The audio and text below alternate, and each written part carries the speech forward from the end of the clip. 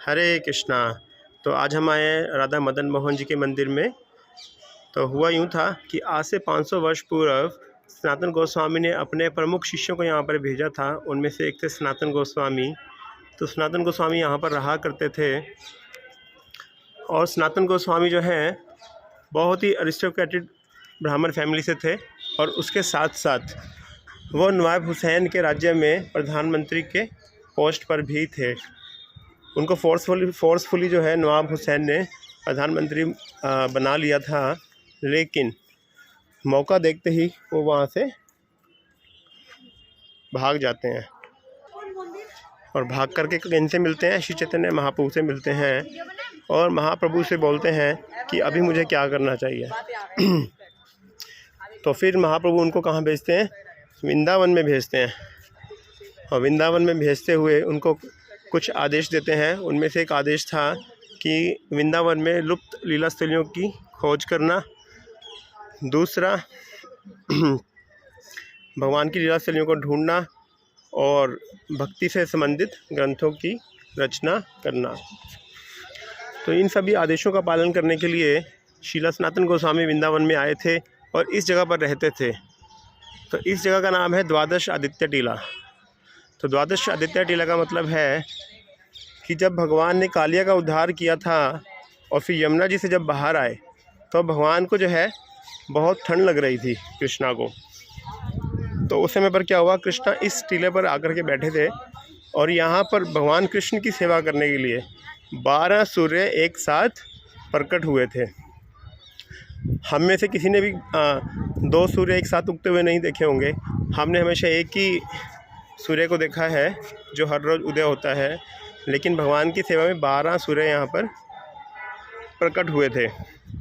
तो इसलिए इस जगह का नाम है द्वादश आदित्य टीला।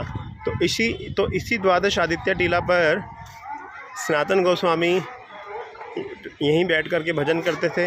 और एक दिन हुआ यूँ कि वो जो है भिक्षा मांगते मांगते कहाँ चले गए? भिक्षा मांगते मांगते वो चले गए मथुरा। और मथुरा में एक चौबे जी का परिवार था। तो वहाँ पे उन्होंने बहुत ही सुंदर विग्रह देखे राधा मदन मोहन जी के। और उन विग्रहों को देख करके वो बहुत मोहित हो गए और इतने मोहित हो गए कि उनको हृदय से ये इच्छा होने लगी कि काश मुझे भी मदन मोहन जी की सेवा करने का अवसर प्राप्त हो। और वो दिन प्रतिदिन इसी ताक में रहते थे कि मुझे मदन मोहन जी की सेवा मिल जाए। और बहाने से, भिक्षा मांगने के बहाने से वो जो हर रोज़ हैं मथुरा में चौबे जी के परिवार जाते थे और वहाँ जाकर के देखते थे कि जो चौबे जी की जो वाइफ है वो मदन मोहन जी को बिल्कुल बच्चे की तरह ही ट्रीट करती थी। कभी उनको डांट दिया करती थी कि तुमने अभी तक कुछ खाया क्यों नहीं।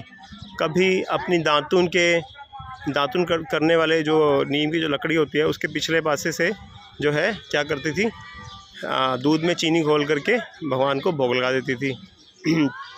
तो सनातन गोस्वामी ने बोला एक दिन मैया को कि मैया, जो आप भगवान को भोग लगाती हो, उनकी जो सेवा करती हो बालक के रूप में बहुत ही प्रशंसनीय है, लेकिन फिर भी आपको इनकी सेवा इष्ट के रूप में करनी चाहिए, क्योंकि हमारे इष्ट हैं और उनकी सेवा जो है विधि विधानों से करनी चाहिए। तो माता ने जो है उनकी सेवा विधि विधानों से करनी शुरू कर दी, पूरा आरती करना शुरू कर दिया। उनके लिए एक अलग से रूम बना दिया, वहाँ पे उनका एक ऑल्टर बना दिया और दिन प्रतिदिन आरती होती थी और भगवान को भोग लगाती थी। तो रात को सपने में भगवान मदन मोहन जी आते हैं मैया के और बोलते हैं कि माता, अब मैं आपका बेटा नहीं रहा ना, अब तो मैं भगवान बन गया आपके लिए। तो मुझे बिल्कुल भी अच्छा नहीं लग रहा है, क्योंकि मुझे जितना आनंद आपका पुत्र बनने में आ रहा था उतना मज़ा भगवान के रूप में सेवा प्राप्त करने में नहीं आ रहा है। तो फिर अगले दिन माता जो है ये सपना सनातन गोस्वामी से शेयर करती हैं और सनातन गोस्वामी जो है भगवान के इस को जान करके बड़े अंदर से बड़ा पश्चाताप करने लगते हैं कि मैंने माता के सपने में जो माता की जो सेवा है उसमें विघ्न डाला। तो अगले दिन फिर दोबारा से मदन मोहन जी माता के सपने में आते हैं और बोलते हैं कि अब मैं सनातन गोस्वामी से सेवा लेना चाहता हूँ, तो कृपा करके आप जो हैं मुझे सनातन गोस्वामी को दे दीजिए। अगले दिन सनातन गोस्वामी आते हैं भिक्षा मांगने के बहाने से और माता जो है उनको मदन मोहन जी के विग्रहों को दे देती है। सनातन गोस्वामी अंदर से बहुत खुश हो जाते हैं कि मदन मोहन जी ने मुझ पर कृपा की। और अब जो है सनातन गोस्वामी यहाँ पर, ये कोई ऐसा कोई विशाल मंदिर नहीं था उस समय पर। यहाँ पर बंदर हैं इसलिए मुझे बार बार हिलना पड़ रहा है, वो मेरा मोबाइल खोस के ले जा सकते हैं इसलिए। तो सनातन गोस्वामी जो है, ये ऐसा यहाँ पे कोई मंदिर नहीं था, कोई शहर नहीं था। 500 वर्ष पूर्व ये पूरा वैसे ही वन था जैसे भगवान कृष्ण के समय पर।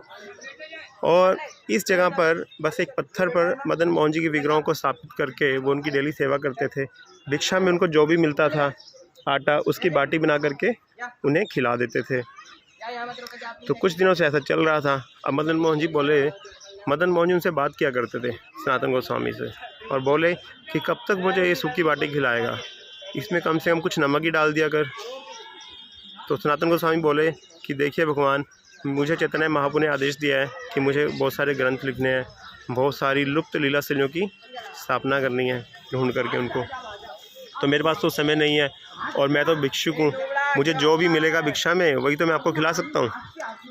तो इसका इंतजाम आप क्यों नहीं कर लेते? आप खुद जगतपति हैं, पूरे जगत के ईश्वर हैं, तो आपके लिए क्या असंभव है? आप तो कुछ भी कर सकते हो। तो सनातन गोस्वामी के इस कथन पर भगवान भी पूरी तरह से कन्विंस हुए कि हाँ, मुझे खुद ही अपना इंतज़ाम करना चाहिए। तो भगवान ने खुद ही अपना इंतज़ाम किया। वो इस तरह से किया कि बिल्कुल पास में ही यमुना जी हैं। अभी यमुना जी का वाटर लेवल बहुत कम हो गया है, बट उस समय पर बहुत हाई था। तो दिल्ली से एक व्यापारी थे कपूर जी, वो जा रहे थे आगरा की तरफ यमुना जी से। और वो जो शिप था वो एक कार्गो शिप की तरह था। यमुना जी में वो जो किश्ती थी, जो उनकी शिप थी, जो वो दिल्ली से आगरा की तरफ जा रही थी और उसमें उनका कई लाखों का माल पड़ा था और वो आगरा मार्केट में बेचने के लिए जा रहे थे। लेकिन एक तूफ़ान की वजह से उनकी जो शिप है वो यमुना जी में फंस गई और आगे नहीं बढ़ पा रही थी। तो वो जो व्यापारी हैं वो बाहर आए यमुना जी से तैर करके, और उन्होंने देखा कि इस स्थान पर एक लालटेन जल रही है। पूरा गहन जंगल था ये, और वहाँ पर क्या जल रही थी? एक लालटेन जल रही थी। और उन्होंने देखा कि लालटेन के पास कौन बैठे हैं? एक गोस्वामी बैठे हैं, सनातन गोस्वामी। उनसे जाकर के वो प्रार्थना करते हैं कि स्वामी जी मेरी मदद कीजिए, मेरी बोट जो है वो फंस गई है यमुना जी में। तो सनातन गोस्वामी बोलते हैं कि आपकी मदद तो मदन मोहन जी कर सकते हैं, वही इस समस्या का जो समाधान है आपको दे सकते हैं। तो मदन मोहन जी से प्रार्थना करते हैं, जो व्यापारी थे कपूर जी, और उनको बोलते हैं कि भगवान, इस आगरा की यात्रा में मुझे जितनी भी सेल होगी वो सारा टर्नओवर जो है मैं आपको अर्पित कर दूंगा। तो भगवान ने उनकी जो है इच्छा वो सुन ली और पूरी भी कर दी। कुछ ही सेकंडों में जो है उनकी बोट जो है बाहर निकल गई पानी से, और बाहर निकलने के बाद जो है वो आगरा पहुंची। आगरा पहुंचने के बाद खूब भारी रेटों पे उनकी सेल हुई, और वो सारा जो सेल का अमाउंट है उसने व्यापारी ने क्या किया, ला करके सनातन गोस्वामी को दे दिया। और सनातन गोस्वामी ने उस अमाउंट से जो है इस मंदिर का निर्माण किया था। लेटर ऑन, बाद में जब औरंगजेब वृंदावन में अटैक करने के लिए आता है तो इस डोम को बीच में से तोड़ देता है। तो इसलिए जो भगवान की जो मूल विग्रह है मदन मोहन जी, उनको जयपुर में राजा जय सिंह के पास ट्रांसफ़र कर दिया जाता है। तो अभी जो हम देख पा रहे हैं, इस समय पर जो ओरिजिनल डोम जो तोड़ दी गई थी उसके अंडर में सेवा नहीं होती भगवान की। अभी जो मदन मोहन जी जो जयपुर में है, वैसे वो जयपुर से भी आगे जा चुके हैं करौली में, उसकी एक अलग कथा है। तो उन मदन मोहन जी के विग्रहों की रेप्लिका कॉपी यहाँ पर है, जिनकी यहाँ पर सेवा की जाती है सेकंड डोम के अंडर में। तो ये यहाँ की कथा थी।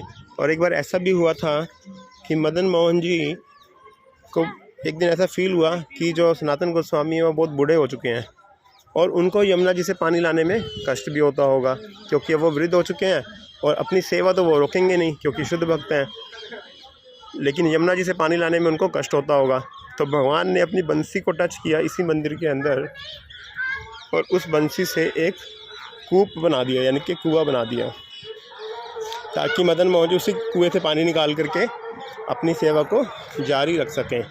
तो जो कुआं है वो यहीं पर है, हम आपको दर्शन करवाने जा रहे हैं उसके। तो इस सामने कुआं है, अभी इसमें मोटर लगा दी गई है और इस टंकी में पानी इकट्ठा किया जाता है और उस चरणामृत को उसे जो है भगवान के प्रसाद के रूप में ग्रहण किया जाता है। और यहीं पास में जो है सनातन गोस्वामी जी की भजन स्थली है, जहाँ पर बैठ कर के वो भजन किया करते थे। आप देख सकते हैं फ़ोटो में सनातन गोस्वामी मदन मोहन जी को बाटी खिला रहे हैं और मदन मोहन जी बोल रहे हैं कि कम से कम इसमें नमक तो डाल दिया कर, है ना। तो इस तरह से इतना मधुर संबंध था उनका मदन मोहन जी के साथ में।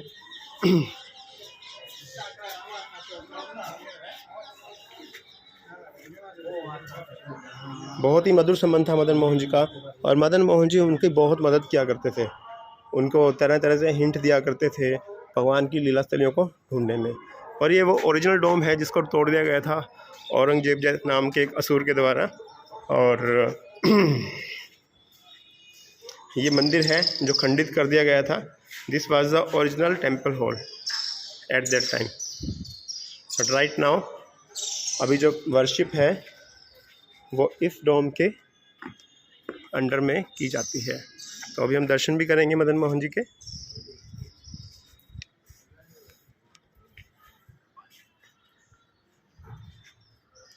तो यहाँ दर्शन है राधा मदन मोहन जी के। श्री राधा मदन मोहन की जय। हरे कृष्णा।